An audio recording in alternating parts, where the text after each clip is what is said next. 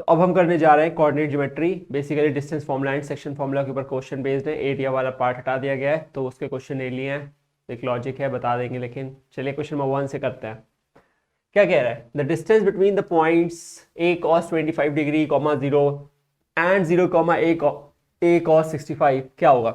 देखिए इस तरह के क्वेश्चन में बड़ा सीधा सा लॉजिक है, डिस्टेंस निकालना है, पर ट्रिग्नोमेट्री भी उन्होंने थोड़ी सी पुट कर दी है, तो थोड़ा ट्रिग्नोमेट्री भी आनी चाहिए। तो करते हैं इसको। क्या करेंगे? सबसे पहले डिस्टेंस फॉर्मूला का होता है, देखिए रूट ओवर क्या होता है, बिल्कुल सही सोच रहे हैं आप, x2 माइनस x1 का whole square plus y2 minus y1 का होल स्क्वायर, यही होता है। अच्छा, तो इसमें आप इसको अज्यूम कर सकते हो x1 y1, इसको x2 y2, तो यहां से आ जाएगा रूट ओवर,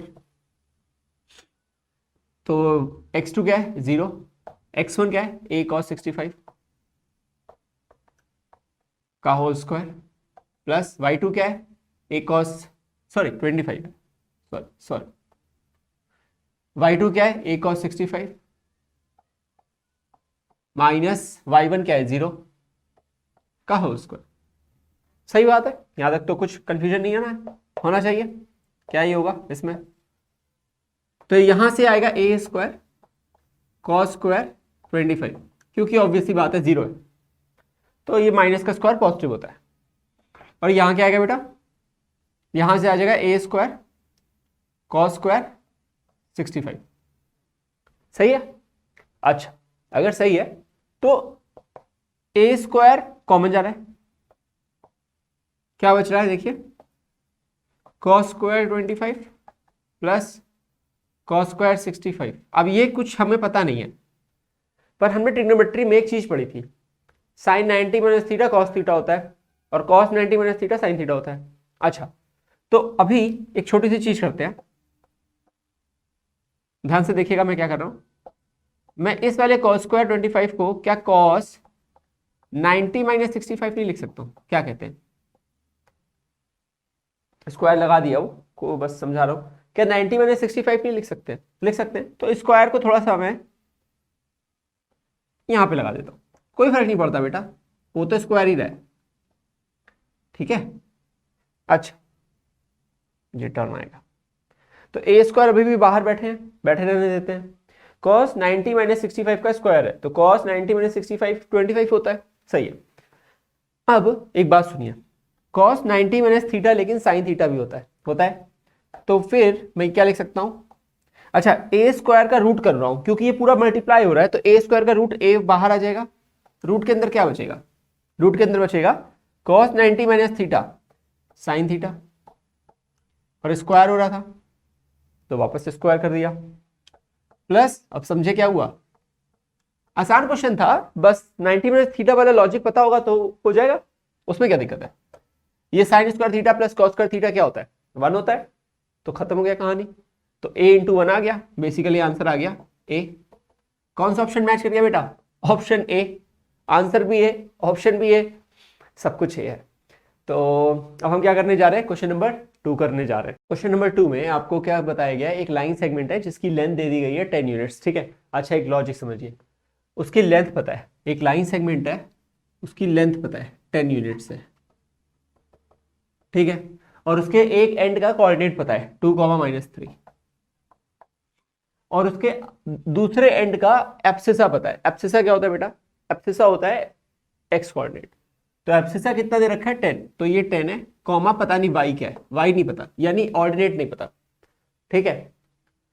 बहुत सीधा लॉजिक है, बहुत सिंपल से हो जाएगा, कुछ नहीं करना आपको, बस क्या करोगे? डिस्टेंस फॉर्मूला लगाओगे, पर एक बुद्धि लगाएंगे।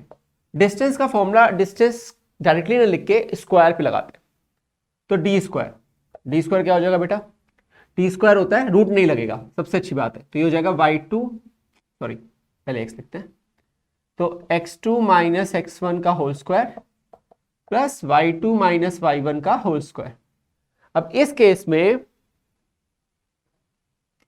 इसको अज्यूम कर लो ये है x1 y1, और इसको अज्यूम कर लो ये है x2 y2, और ये जो है ये है डिस्टेंस, ठीक है। सब कुछ पता है, चलो सॉल्व करते हैं। तो 10 का स्क्वायर कितना हो जाएगा? 100। x2 कितना है देखो, 10 -2 का होल स्क्वायर प्लस y2 कितना है, y है, y1 क्या है -3, तो यहाँ +3 हो जाएगा होल स्क्वायर। अब एक गलती मत करना, इसको ओपन मत करना, कोई जरूरत नहीं है, फिर वापस से बेफजूल का बैठ के क्वाड्रेटिक का एक्सपेंशन, क्वाड्रेटिक का फैक्टराइजेशन करना पड़ेगा, बेकार, टाइम वेस्ट। तो ये कितना होगा देखो, 10 - 2 कितना होता है 8, 8 का स्क्वायर कितना होता है 64, इधर बुला लेंगे तो ये हो जाएगा 100 - 64 बराबर y+3 का होल स्क्वायर। सही है। अच्छा 100 में से 64 गए तो कितने बचेंगे, 36 बचेंगे। तो y+3 का होल स्क्वायर की वैल्यू कितनी आ गई 36। तो y+3 क्या होगा, ये प्लस माइनस रूट ओवर आएगा, है ना, तभी दो आंसर दे रखे हैं ना, ये थोड़ी है कि ये कोऑर्डिनेट दे रखा है, ब्रैकेट थोड़ी लगा दिया उसने, तो कंफ्यूजन हो जाता है बहुत।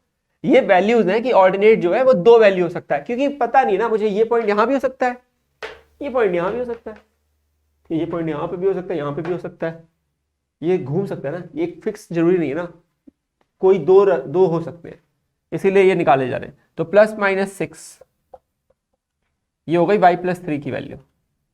अब सुनो क्या कर रहे हैं, एक बार y+3 को -6 ले लो और एक बार y+3 को 6 ले लो, क्योंकि नेगेटिव भी 6 हो सकता है और पॉजिटिव 6 भी हो सकता है। अच्छा तो y की वैल्यू क्या आ जाएगी बेटा, यहां से -6 - 3 -9, और यहां से आ जाएगी 6 - 3 3, तो कौन सा ऑप्शन मैच कर रहा है 3 - 9, 3 ये नहीं है, ये है, तो ये वाला हमारा आंसर हो गया। समझ गए बात को, लॉजिक समझ में आ गया, इजी क्वेश्चन था। नेक्स्ट करते हैं, क्वेश्चन नंबर 3 क्या कह रहा है, ये कह रहा है कि if A B and C are the vertices of a triangle, C point से एक मीडियन को ड्रॉप किया गया है, उससे हमें उसकी लेंथ निकालनी है। ठीक है सुनो ध्यान से, लेट्स अज्यूम ये एक ट्राइंगल है एबीसी, समझो बात को, ठीक है। ओह ये कट रहा है इसका हिस्सा,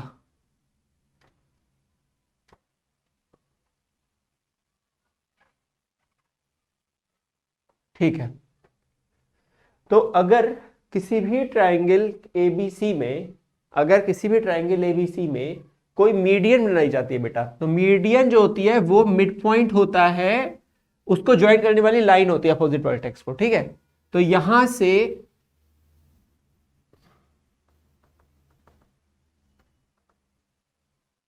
इसको मान लेते हैं, ये हमारा जो है ये पॉइंट डी जो है, इसको बोल देते हैं it is the mid point of A and B. So D is the midpoint of AB. This implies CD is the median. हमें CD की लेंथ निकालनी है। अब थोड़ा बुद्धि लगाओ, देखो एक मिनट, हाँ मुझे अभी भी लग रहा है कि ये क्लीन नहीं आ रहा, एक सेकेंड। तो ये पॉइंट C है, ठीक है, ये पॉइंट C है। अच्छा तो सुनो, A, B और C के कोऑर्डिनेट पता है, ठीक है। डी का कोऑर्डिनेट पता लग जाएगा, हाँ मिड पॉइंट हमें पता है कि अगर निकालना है तो दोनों का x1 + x2/2 कर देंगे। तो पहले क्या करो, डी का कोऑर्डिनेट निकालो। डी का कोऑर्डिनेट निकालने के लिए क्या करना पड़ेगा, x कोऑर्डिनेट a का x कोऑर्डिनेट b का जोड़ के /2 करना पड़ेगा, y कोऑर्डिनेट a का y कोऑर्डिनेट b का जोड़ के /2 करना पड़ेगा। ऐसे लिख दिया मैंने, मतलब समझ में आ जाएगा, अच्छा लगेगा। तो a का कोऑर्डिनेट क्या क्या है, देखो अब यहां पे कॉपी पेस्ट करना है, 2, 2। बी का क्या है बेटा -4, -4, और सी का है 5, -8। ठीक है यहां तक तो समझ गए। अच्छा अब इस बात को ध्यान से समझो कि यहां से डी की भी जो डी का जो कोऑर्डिनेट आएगा वो आ जाएगा, देखो मैं डायरेक्टली करूंगा, ठीक है बेटा, अब इतना आप कर सकते हो, होशियार हो। इसको प्लस इसको /2 करूंगा तो -4 + 2 कितना होता है -2/2, तो -1, कॉमा -4 + 2/2 सेम चीज ही कर रहे हैं, फिर से -1 आ जाएगा। सही है, डी पता लग गया। हमें बोला है कि length of the median through C, तो हमें बेसिकली सीडी की लेंथ पता करनी है। क्या पता करनी है हमें, सीडी की लेंथ पता करनी है। सही है, हमें डिस्टेंस फॉर्मूला पता है, क्या होगा, सीडी मैं लिख रहा हूं तो सीडी क्या होगी √। अब आपको डी का पॉइंट पता लग गया, डी कितना है -1, -1, तो फॉर्मूला नहीं लिख रहा हूं, होशियार हो। अब तो बूस्टर सीरीज में इतना क्या करना, x2 - x1 का होल स्क्वायर, तो ये हो जाएगा 5 - -1 का whole square. Plus y2 minus y1 -8 -1 -8 -1 का होल स्क्वायर। अच्छा चलो, ये माइनस माइनस प्लस हो जाएगा, 5 + 1 कितना होता है 6, 6 का स्क्वायर 36, -8 + 1 कितना हो जाएगा बेटा -7 का स्क्वायर 49 का रूट, तो 4 3 85 आ रहा है, तो ये हो जाएगा √85। मैं देख रहा था कोई ऑप्शन अवेलेबल है, हाँ है, तो C option is the correct answer. क्या ही है इसमें, ठीक है, बात समझ गए क्या किया मैंने? बस मुझे डी पता करना था, डी पता करने का लॉजिक था कि वो मिड पॉइंट आएगा एक्स ए और बी का। ये गलती नहीं करनी है, जल्दी हमें ये लगता है हमेशा कि अरे ए से गिराते हैं तो बी और सी का मिड पॉइंट है, नहीं, पढ़ो पहले क्वेश्चन को। उसने बोला था length of the median through vertex C, तो सी डी की लेंथ निकालनी है और डी ए बी पर था। नेक्स्ट करेंगे, देखो क्वेश्चन नंबर 4 जो है ना, वो कह रहा है डिस्टेंस फॉर्मूला यूज कर लो बेटा, लेकिन थोड़ा सा प्रूव कर दो कि कोई दो पॉइंट है पी और क्यू, उसका कोऑर्डिनेट वगैरह बता दिया, एस का पॉइंट बता दिया। हमें ये प्रूव करना है कि जब एस पी और एस क्यू निकाल के उसको रेसिप्रोकल करके ऐड करेंगे तो वो इंडिपेंडेंट होगा टी के, यानी टी का टर्म नहीं आएगा। मतलब कुल मिला के डिस्टेंस फॉर्मूला निकालना है। क्वेश्चन जो है बोर्ड में भी आया हुआ है, पर है बकवास, ठीक है, कुछ है नहीं इसमें बेटा। चलो ध्यान से देखो, सबसे पहले एस पी निकालने के लिए डिस्टेंस फॉर्मूला यूज करोगे तो √/SP के लिए एस ये बैठा हुआ है, ये एस है, तो मैं एक काम कर रहा हूं, मैं यहां पे सारे कोऑर्डिनेट लिख दे रहा हूं। P है 80² 280, Q है a/t² 2a/t, और S था a,0। ये ना यूज होता रहेगा, क्या ही मतलब है, यही 3 चीज की जरूरत है। अभी मिटा दूंगा अभी ऊपर, तो इसको बचा रखा है, ठीक है। चलो शुरू करें। SP, तो इन दोनों को पकड़ लो और x2 - x1 लगाओ, तो 80² - a का whole square plus y2 - y1, तो 280 - 0 का होल स्क्वायर। तो लिख दूं, मतलब ये सब चीजें तो वैसे सीख जाओगे अपने आप भी, ठीक है, लिख दिया भाई, लिख दिया।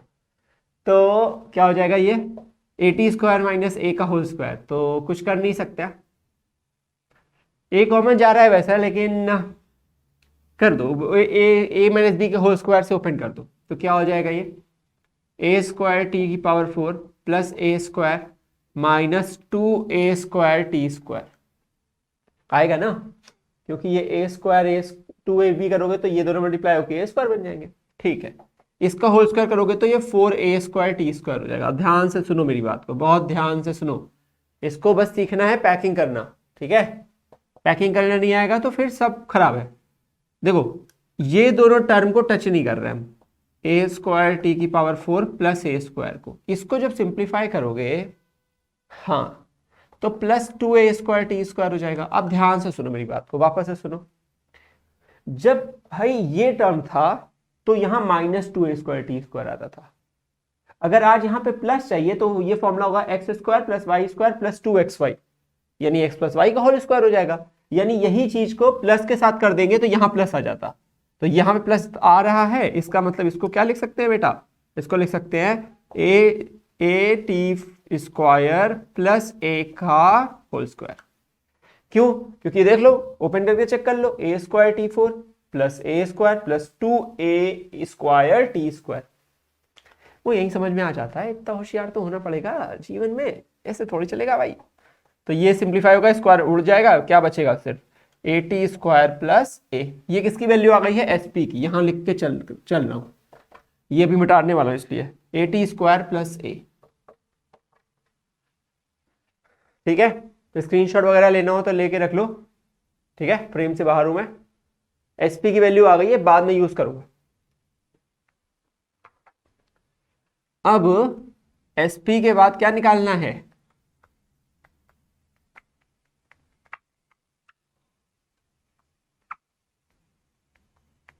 अगला टर्म देखो क्या है, SQ है, ठीक है।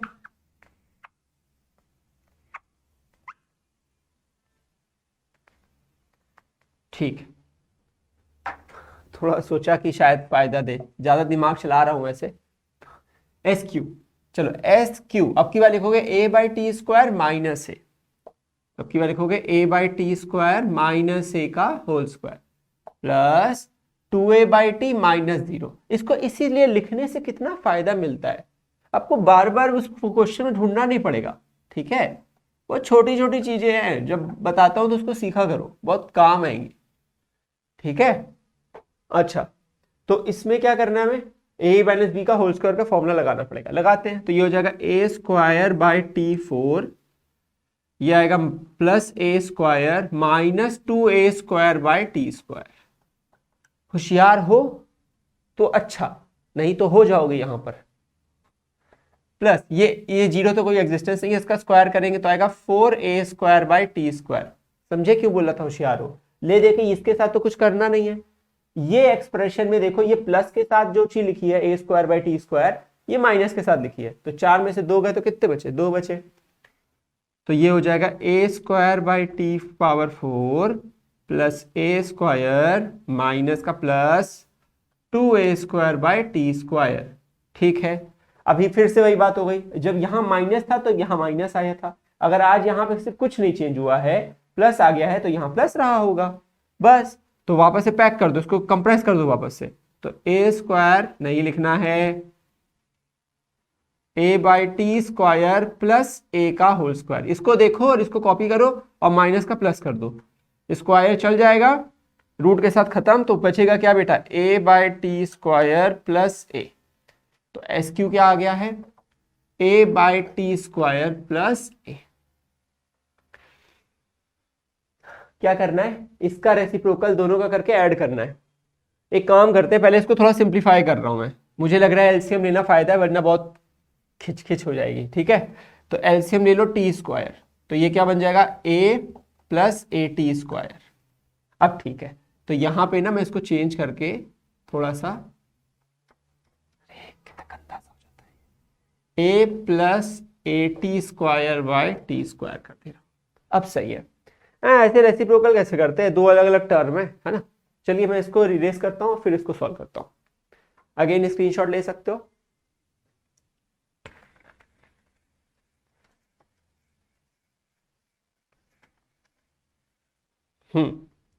ठीक है, तो हमें निकालना है 1 upon S P plus 1 upon S Q. सही बात है, अब ध्यान से देखो, ये क्या हो जाएगा, 1 upon A T square plus ए।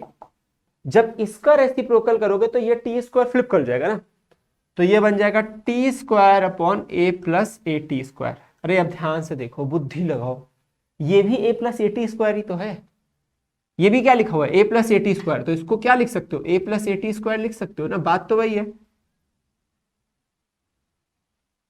तो ये हो जाएगा ए प्लस ए टी स्क्वायर। अब एलसीएम लेना आसान है, दिखता है इसलिए, और कुछ नहीं है।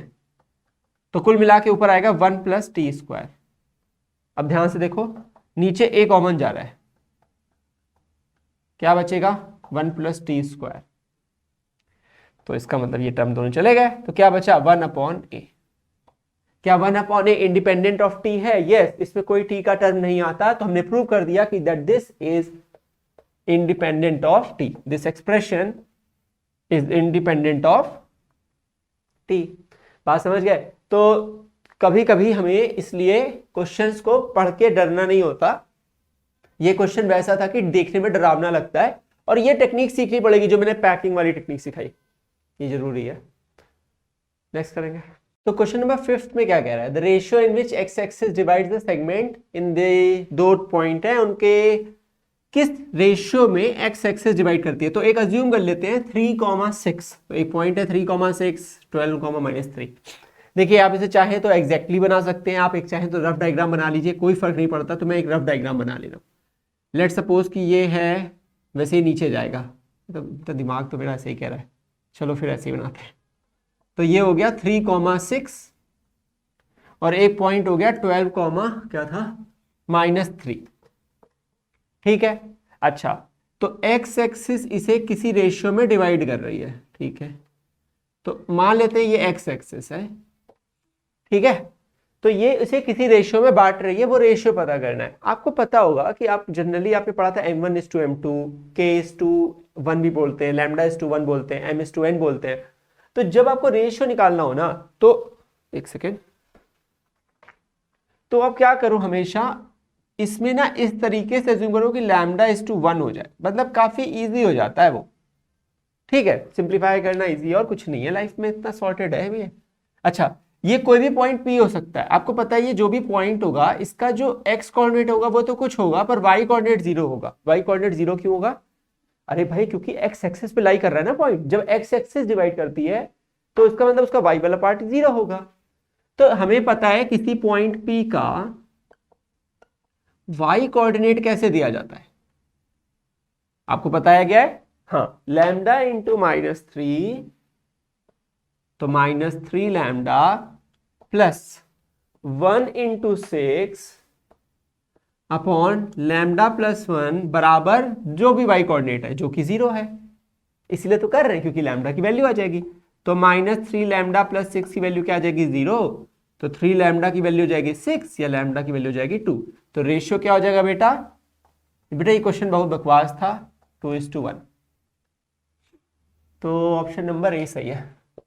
तो सुनो मेरी बात को, ये क्वेश्चन में ना ऐसा कुछ नहीं था, सिर्फ एक कॉन्सेप्ट पता होना चाहिए था कि एक्स एक्सिस जब डिवाइड करती है, अगर मान लेते हैं कि वाई एक्सिस डिवाइड कर रही होती, ठीक है, तो उसका एक्स पार्ट को 0 ले लेते आप, तब उसके एक्स पार्ट को 0 लेकर सॉल्व करते, ठीक है, उससे रेशियो निकल आता। रेशियो चाहे आप एक्स पार्ट लेके करो या वाई पार्ट लेके करो, सेम आना चाहिए। और यहां पे सिर्फ हमें ये नोन था, ये अननोन था ना, इसलिए सॉल्व नहीं कर सकते थे, समझ गए। क्वेश्चन नंबर 6 में आपको सेंट्रॉइड के बारे में थोड़ा इंफॉर्मेशन होनी चाहिए। सेंट्रॉइड बेसिकली जब सारे मीडियन जहां इंटरसेक्ट करते हैं ना, उस पॉइंट को सेंट्रॉइड कहते हैं। उसका फॉर्मूला डायरेक्टली निकलता है x1 + x2 + x3 divide by 3, y1 + y2 + y3 divide by 3। यानी तीनों वर्टिसेस के x कोऑर्डिनेट को जोड़ के डिवाइड बाई 3 कर दीजिए और तीनों वर्टिसेस के y कोऑर्डिनेट को जोड़ के डिवाइड बाई 3 कर दीजिए, उससे हो जाता है। बस इतना जानकारी होनी चाहिए थी आई गेस। और सेंट्रॉइड जो बेसिकली होता है, जो भी मीडियन का इंटरसेक्शन पॉइंट होता है, वो मीडियन को 2:1 के रेशियो में बांटता है। किसको बांटता है? मीडियन को 2:1। 2 कहां से लिया जाता है? वर्टेक्स से लिया जाता है, और 1 लिया जाता है मिड पॉइंट से, ठीक है। पता नहीं जरूरत पड़ेगी कि नहीं, पर बता दिया। क्वेश्चन पढ़िए। द सेंट्रॉइड ट्राइंगल का पता है 3 पॉइंट है, वो ओरिजिन पे। अच्छा, तो ये कह रहा है कि जो सेंट्रॉइड है वो ओरिजिन पे है, तो 0,0 है।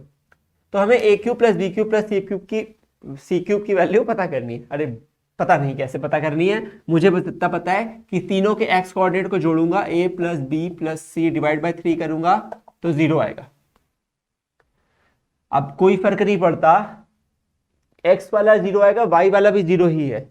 तो y वाला जोड़ोगे तो b + c + a करोगे, यही तो करोगे ना, b + c + a, वो भी 0 है। अरे ये लिखो या ये लिखो, फर्क क्या पड़ रहा है? इक्वेशन तो एक ही है, वो दिख रही है 2 ठो, लेकिन है नहीं, वो है एक ही इक्वेशन। अब हमसे बोल रहा है कि a³ + b³ + c³ किसके बराबर होगा। थोड़ा ना पॉलिनोमियल पता होना चाहिए। तो देखो इसका कोई यूज नहीं बेटा, हटा उसको। देखो इसका मतलब ये है कि a + b + c क्या आ रहा है, कहां चला गया डस्टर। हाँ, इसका मतलब ये हुआ कि a + b + c की वैल्यू क्या है? 0 है, ठीक है। सुनो, अच्छा हमें पता है a³ + b³ + c³, हाँ होता है -3abc, ये होता है a + b + c, फिर क्या होता है a² + b² + c² -ab - bc - ca, यही होता है।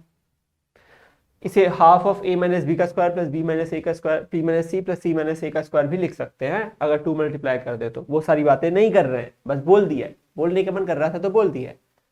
काम की बात क्या है? अरे a + b + c जब 0 होता है, ये तो रटा दिया गया था। अगर ये ना भी पता हो तो ये रटा दिया गया था कि जब a + b + c 0 होता है तो a³ + b³ + c³ 3abc के बराबर होता है। इस क्वेश्चन को करने के लिए ये इंफॉर्मेशन एक्स्ट्रा होनी चाहिए थी पॉलिनोमियल में। अगर आपको ये नहीं पता तो फिर आप फंस सकते थे। आई गेस नहीं फंसे हम, क्योंकि हमें ये बात पता थी कि तीनों को पॉइंट्स को जोड़ने पर, तीनों वर्टिसेस को जोड़ के डिवाइड बाय 3 करने से सेंट्रॉइड आता है, जो ओरिजिन था, ओरिजिन 0,0 होता है। नेक्स्ट क्वेश्चन करेंगे। क्वेश्चन नंबर 7 में हमको बोला जा रहा है कि एक पॉइंट है जो कि सर्किल पे है x,4, उसका सेंटर ओरिजिन पे है और रेडियस 5 है, ठीक है, डिस्टेंस फॉर्मूला लग सकता है। इस तरह के एक्चुअली दो क्वेश्चन होते हैं, एक में डायमीटर के एंड पॉइंट्स निकालने होते हैं या फिर डायमीटर के एंड पॉइंट्स पता होते हैं, उसमें से एक वैल्यू अननोन होती है, ओरिजिन सेंटर पता होता है, सॉरी सेंटर पता होता है, ऐसे करके बहुत सारे इसके थोड़े वेराइटी एग्जिस्ट करती है, बहुत सारे थोड़े, क्या बोलता रहता हूँ। इफ द पॉइंट दिस, देखो बेटा एक सर्किल बनाते हैं, ठीक है, तो एक सर्किल है, इस सर्किल का x,4 जो है वो लाई करता है सर्किल पे, तो मान लेते हैं कि क्या मान लेंगे बेटा कि x,4 ये पॉइंट है, ये लाई करता है सर्किल पे जिसका सेंटर ओरिजिन यानी इसका सेंटर जो है 0,0 है, ठीक है। इसके बाद इसकी रेडियस जो दी है वो 5 दी है, यानी ये अगर ओरिजिन सेंटर है तो ये उसको पॉइंट P मान लेते हैं। तो OP की लेंथ पता है कितनी है बेटा, 5 यूनिट्स है, तो हमें x की वैल्यू पता करनी है। देखो सिंपल सा है, डिस्टेंस फॉर्मूला ही लग रहा है, ये तो बकवास सही क्वेश्चन हो गया। तो हमें पता है OP रेडियस होगी, तो OP क्या होगा, √(x - 0 का होल स्क्वायर प्लस 4 - 0 का होल स्क्वायर। बकवास क्वेश्चन हो गया बहुत ज्यादा। ये वैल्यू कितनी है 5, तो ये हो जाएगा x² प्लस 16, इसको स्क्वायर कर देते हैं तो ये अंडर हट जाएगा, तो x² ये 25 आ गया, x² प्लस 16, तो x² की वैल्यू कितनी हो गई 25 - 16 जो कि 9 है, तो x की वैल्यू क्या होगा प्लस माइनस √9 जो कि होगी +-3।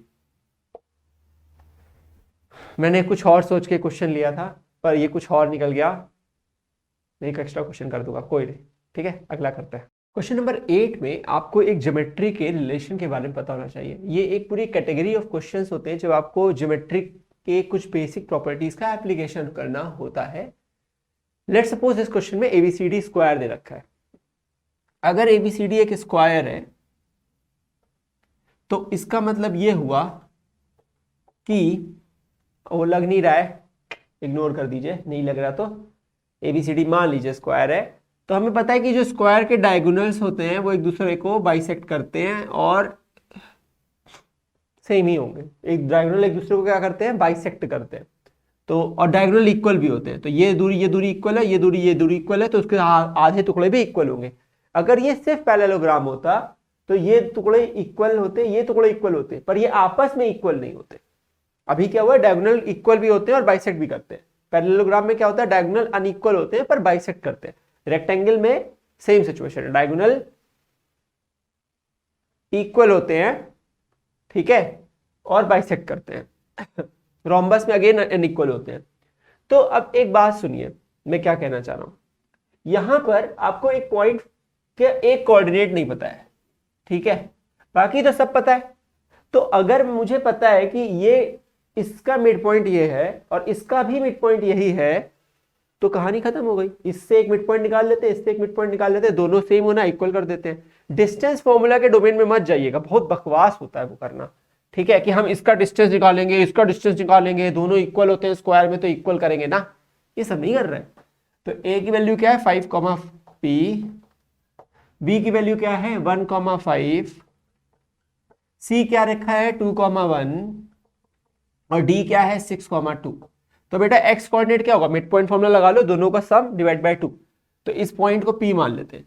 तो P का x coordinate, P is the mid point of AC, पहले AC का लिखते हैं, तो क्या होगा बेटा 5, तो y कोऑर्डिनेट लिखते हैं क्योंकि ये y वाला नहीं पता है ना, तो y कोऑर्डिनेट लिख लेते हैं, क्या फर्क पड़ जाएगा, तो P + 1 डिवाइड बाय 2, तो y coordinate of point P is, point P नहीं ले रहा, यहां भी P लिखा हुआ है, इसको कुछ ले लेते हैं Q, y coordinate of the point Q, y coordinate of the point Q is P + 1 divide by 2, it is coming from AC।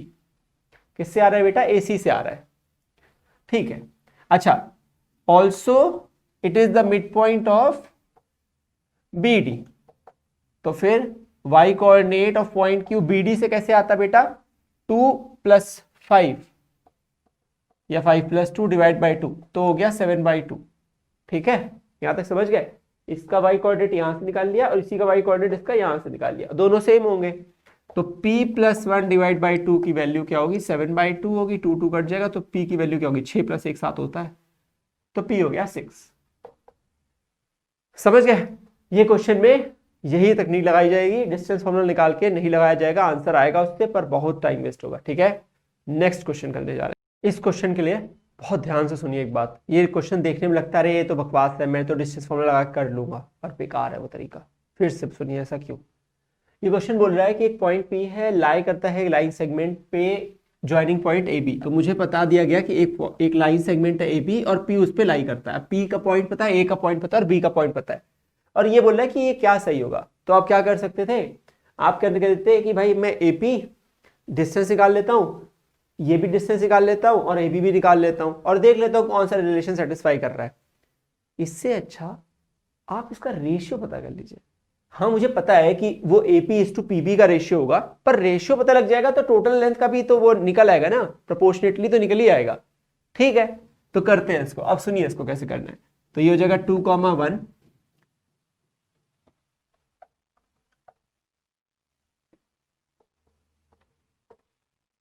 तो अब मैंने तीनों पॉइंट्स को रख दिया उसके अंदर, और अब हम क्या करने जा रहे हैं, क्या करने जा रहे हैं, हम निकालने जा रहे हैं इसका ratio. Let the point P divides the line segment in the ratio λ/1।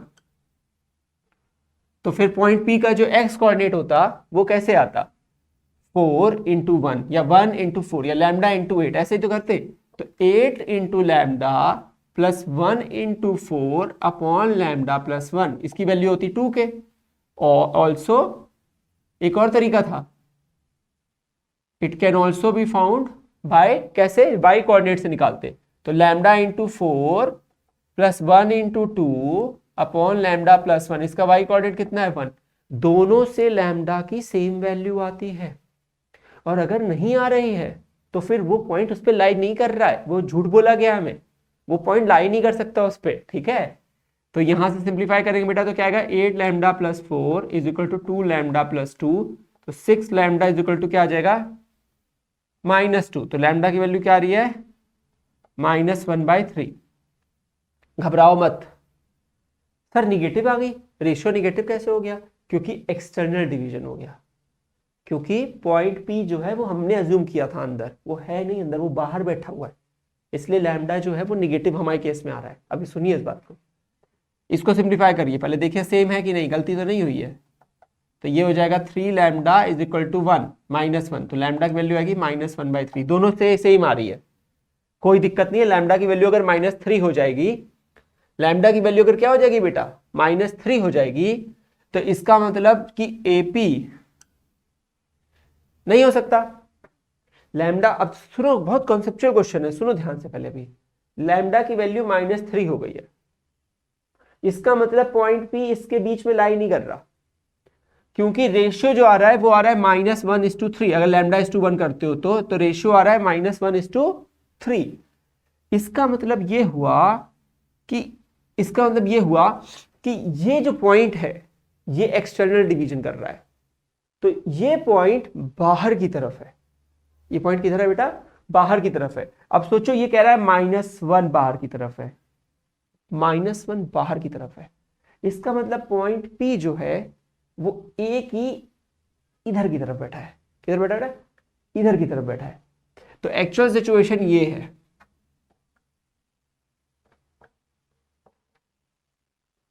तो हम कह रहे हैं कि वो इसके जॉइंट को, यानी बेटा मैं क्या कह रहा हूं, AP/PB, ध्यान से समझो, अभी लिख रहा हूं इसको मैं, कि मैं कह रहा हूं AP/PB -1:3 है, यानी AP लेंथ -1 है, AP लेंथ क्या है, -1 यानी पीछे है P से, आप समझे। और PB लेंथ जो है वो 3 है, PB लेंथ जो है वो 3 है, इसका मतलब ये दूरी 2 होगी AB लेंथ, क्योंकि PB लेंथ टोटल कितनी आ रही है, 3 आ रही है, बात समझ गए। तो AP लेंथ कितनी है, -1 है, तो इधर P बाहर बैठा है, और PB लेंथ कितनी है, 3 है, तो टोटल 3 है, तो ये 2 हो जाएगी। अगर रेशियो भी लेते तो ये x होता, ये 2x होता, तो ये 3x होता, तभी तो 3x होता। अब ध्यान से सुनो क्या बोला हुआ है, क्या AP 1/3 AB है, क्या AP की वैल्यू 1/3 ऑफ AB है, AB तो 2 है, गलत है। अगर वो कह रहा है AP देखो बेटा कितनी है, AP को, इसको x मानो आप, AB को 2x मान लो, ठीक है, और इसको 3x मान लो, और अब आराम से करो, ऑप्शन मैच कर लो आराम से। एपी क्या लिखा हुआ है, एक्स, 1/3 ए बी कितना है 2x, नहीं होता ना, बराबर नहीं होता, खत्म हो गया। एपी और बीपी इक्वल है, क्या बात कर रहे हो, एपी और बीपी कहीं से इक्वल आ ही नहीं रही है, ये तो गलत है। पीबी कितना दिया है, पीबी ध्यान से देखो कितना है 3x है, कितना है बेटा 3x है, और ए बी कितना दिया हुआ है 2x है, ये भी गलत है, ये भी नहीं हो सकता। एपी देखो कितना दिया है x, ए बी कितना दिया है 2x, हाँ ये पॉसिबल है। तो एपी किसके बराबर है, हाफ एबी के, और वो दिखता भी है एपी इज टू एबी 1:2 है, वो तो मैं कहीं से भी कर सकता हूं, मुझे समझाना है हर तरीके से। तो एपी इज टू एबी देखो 1:2 दिखता है, समझ गए बात को, जबकि एपी इज टू पीबी 1:3 दिखता है, एपी इज टू पीबी 1:3 दिखता है, जो कहीं लिखा ही नहीं था,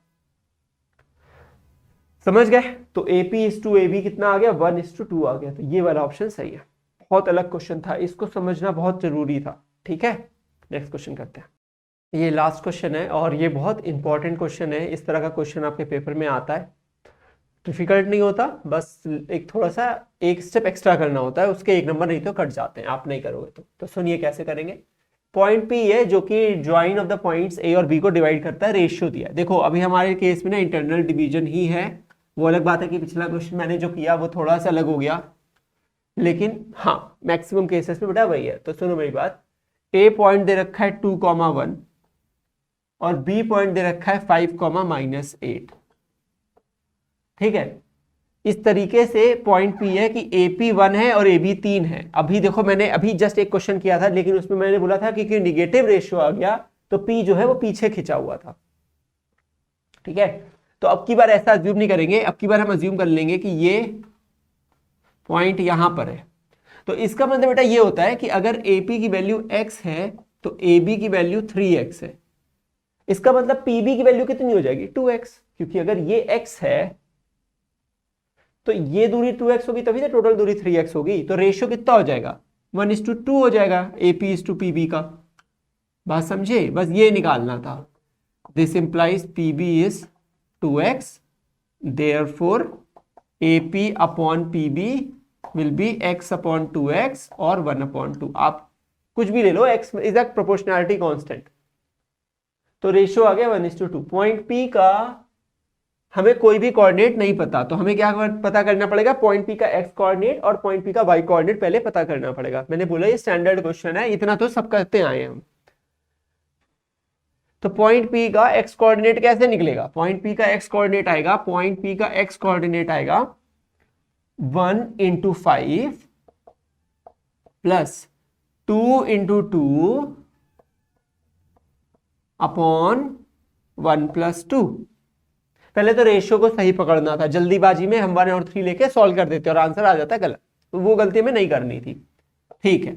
ये हो गया 4 + 5 9/3 यानी कि 3। ये कौन सा अंग्रेजी हिंदी का मिश्रण हो गया, 3 और 3।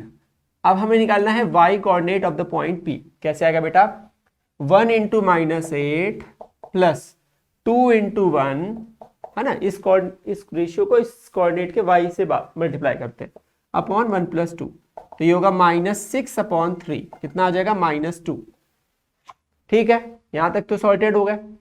अब हमें पता है कि ये जो भी पॉइंट आया, क्या पॉइंट आया बेटा अभी हमारे पास 3, -2, कहा जा रहा है कि ये एक लाइन पे लाई करता है, अज्यूम कर लो ये एक लाइन है, ये गिवन लाइन है,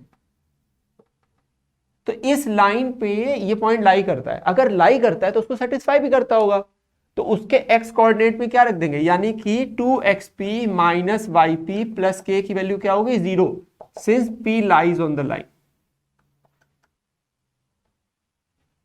so the x coordinate of point p, y coordinate of point p should satisfy the equation of the line obviously।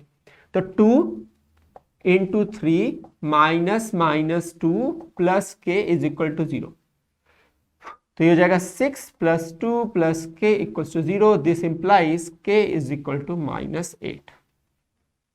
अब मुझे पूरा नंबर मिल जाएगा। इस चैप्टर में एक्चुअली कुछ टफ होता ही नहीं है, मैक्सिमम चीजें मैंने बता दी हैं। एक छोटी सी चीज और बोल देता हूं, अगर आपको ये प्रूव करना रहे कि क्वाड्रिलेटरल एक पैरेललोग्राम है तो अपोजिट साइड्स के पेयर को इक्वल प्रूव कर दीजिए, मोर देन सफिशिएंट है। अगर आपसे बोला जाता है कि क्वाड्रिलेटरल एक रेक्टेंगल है तो अपोजिट साइड्स को पेयर को इक्वल करिए और डायगोनल को भी इक्वल प्रूव कर दीजिए, वो रेक्टेंगल हो जाएगा। अगर आपसे पूछा जाए कि वो एक रोम्बस है तो चारों साइड को इक्वल प्रूव कर दीजिए, और वो स्क्वायर नहीं है इसका मतलब उसके डायगोनल इक्वल नहीं है। और लेकिन अगर बोला जाए कि वो स्क्वायर भी है तो फिर उसके डायगोनल को भी इक्वल प्रूव कर दीजिए, चारों साइड भी इक्वल प्रूव कर दीजिए और डायगोनल भी इक्वल प्रूव कर दीजिए। लेकिन अगर आपसे पूछा जाए कि वो एक ट्रेपेजियम है, क्या है वो, एक ट्रेपेजियम है, ये आपके पेपर में अब आ नहीं पाएगा क्योंकि आपके कॉन्सेप्ट एरिया वाला हट गया। इसके लिए क्या करते हैं, एक ट्रेपेजियम जो होता है ना उसकी दो लाइंस पैरेलल होती हैं। इसको प्रूव करने के लिए हमें इस ट्राइंगल का एरिया और इस ट्राइंगल का एरिया इक्वल दिखाना होता है। तो हम ये बोल देते हैं क्योंकि दोनों ट्राइंगल का एरिया इक्वल है ऑन द सेम बेस, तो they should be between the same parallels. इस वजह से ये क्वाड्रिलेटरल एक ट्रेपेजियम बन जाता है। तो ट्रेपेजियम प्रूव करने के लिए बहुत दिमाग अलग चाहिए क्योंकि वहां डिस्टेंस फॉर्मूला सेक्शन फॉर्मूला से कोई मतलब नहीं है, वहां एरिया से निकलता है। इस ट्राइंगल का एरिया और इस ट्राइंगल का एरिया, बेस वाले एक कॉमन लेकर दो ट्राइंगल के एरिया को निकाला जाता है और इक्वल प्रूव कर दिया जाता है। और ये बोला जाता है converse of that theorem which we studied in grade 9 that the lines should be parallel because the triangles are on the same base and they have equal areas. समझ गए? आएगा नहीं क्योंकि इस बार एरिया ही नहीं आ रहा, इसलिए एरिया बताया भी नहीं, बूस्टर सीरीज में डाला नहीं इसको, फिर कभी जोड़ देंगे, एक्स्ट्रा आएगा कभी। तो आई होप कि आपको समझ में आ चुका होगा, आई होप कि आपको अच्छा लग रहा होगा कि हमने 7 चैप्टर्स कंप्लीट कर लिया और करेंगे 8 चैप्टर्स बचे अभी। मिलते हैं नेक्स्ट वीडियो में। आप जिन ऑर्बिट पर थे, और भी वीडियोस हैं इस चैनल पे मौजूद, देखिए उनको, आपके मतलब के ही होंगे। Take care, till then, bye bye.